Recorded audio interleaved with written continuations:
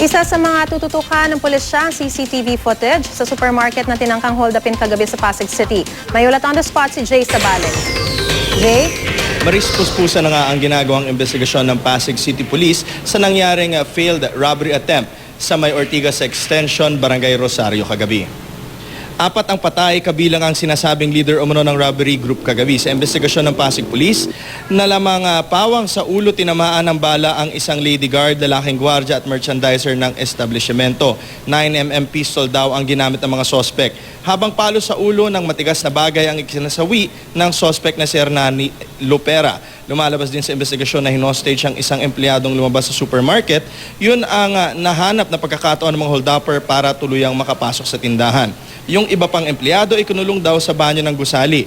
Hindi pa nakukuha ng kanilang mga kaanak sa ospital ang mga labi ng 3 empleyadong namatay. Ang labi naman ng sospek na nasa punerarya na. Pinuntahan ito ng kanyang kapatid. Sinubukan naming ma-interview ang kapatid ng sospek pero tumanggi siya. Napag-alaman ding bago ang krimen, bumisita pa raw ang sospek na si Lopera sa establishmento at nakipagkwentuhan sa isang empleyado. Dati nga kasi siyang gwardya ng supermarket na iyon. Normally, kung professional yan, they just go after the loot, di ba?